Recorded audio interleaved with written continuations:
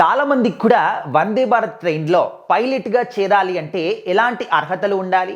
ఎలాంటి చదువులు చదవాలి? అసలు ప్రాసెస్ ఏంటి అనేది తెలీదన్నమాట.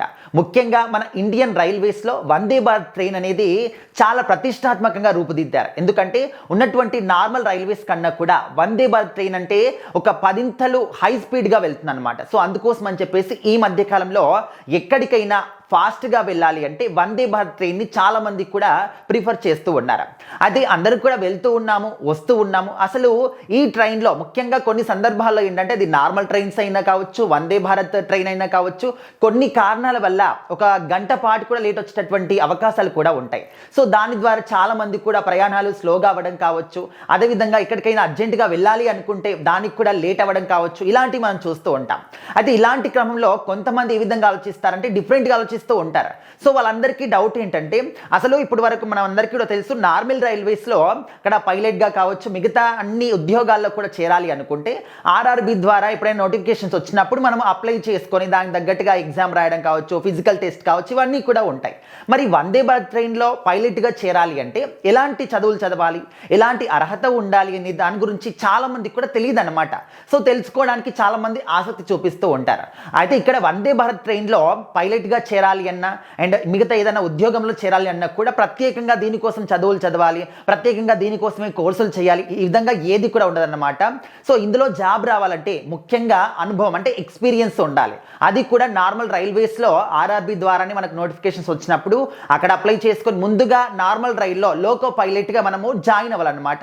సో అక్కడ మనకి నడపడం ఏ విధంగా ఉంటుంది, అసలు మనకు ముఖ్యంగా కంటి చూపు చాలా చురుగ్గా ఉండాలన్నమాట రైల్వేస్‌లో పనిచే ముఖ్యంగా పైలట్‌గా పనిచేయాలి అంటే. ఎందుకంటే ఎక్కడో దూరంగా ఉన్నటువంటి మనిషినైనా కూడా పట్టాల మీద ఉంటే మనం గుర్తించగలగాలి. సో ఆ విధంగా ఎక్కడైనా కొన్ని ప్రాబ్లమ్స్ ఉన్నప్పుడు కూడా దాన్ని ముందుగానే గుర్తించి మనం ట్రైన్ని ఆపగలగాలి. సో ఆ విధంగా కంటి చూపు అనేది మెయిన్ అంటే ఒక ముఖ్యమైన పాత్ర పోషిస్తుంది రైల్వేస్ జాబ్లో.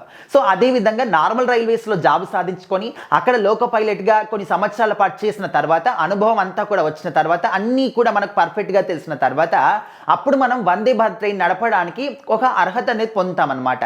సో అప్పుడు డైరెక్ట్గా ఇక్కడికి వచ్చేసి మన అర్హతలు ఏంటో తెలుసుకొని అప్పుడు మనము వందే భారత్ ట్రైన్లో జాయిన్ అవ్వచ్చు, అంటే పైలట్గా జాయిన్ అవ్వచ్చు అన్నమాట. సో ఈ విధమైనటువంటి ప్రాసెస్ ఉంది. మనందరికీ కూడా తెలుసు అప్పుడప్పుడు ఆర్ఆర్‌బీ నుంచి నోటిఫికేషన్స్ పడుతూ ఉంటాయి. ఈ మధ్య కాలంలో కూడా నోటిఫికేషన్స్ వచ్చాయి. నిన్నటి వరకే లాస్ట్ డేట్ ఉండిందన్నమాట, జూలై 29th వరకు. సో చాలా మంది కూడా అప్లై చేసుకున్నారు. ముఖ్యంగా రైల్వేస్లో జాబ్ కొట్టాలి అని చెప్పేసి చాలా మంది కూడా ఒక డ్రీమ్ ఉంటుందన్నమాట. ఎందుకంటే సుదూర ప్రాంతాలకు వెళ్ళొచ్చు అండ్ వాతావరణాన్ని ఎంజాయ్ చేయొచ్చు, నేచర్ని చూడొచ్చు అని చెప్పేసి సరదాగా జాబ్ చేసుకోవచ్చు అని చెప్పేసి చాలా మంది అనుకుంటూ ఉంటారు. సో ఆ విధంగా రైల్వేస్ జాబ్ కోసం, గవర్నమెంట్ జాబ్ కోసం చాలా మంది ప్రయత్నాలు చేస్తూ ఉంటారు. బట్ అదృష్టం అనేది అందరూ కూడా దక్కదు కాబట్టి సో ఎవరికైతే ఎక్కువగా అనుభవం ఉంటుందో, లేకపోతే ఎవరికైతే ఎక్కువగా మార్క్స్ ఉంటాయి, ఎవరికైతే ఎక్కువగా అంటే ఈ ఫీల్డ్లో అనుభవం ఉండాలి అని చెప్పేసి అనుకుంటారో సో వాళ్ళందరికైతే రావడం జరుగుతుంది. సో మరి మీకు ఎంతమందికి వందే భారత్ ట్రైన్ గురించి తెలుసు? ఇప్పటివరకు మీలో ఎంతమంది వందే భారత్ ట్రైన్లో ప్రయాణం చేశారు? ఖచ్చితంగా కామెంట్ రూపంలో తెలియజేయండి.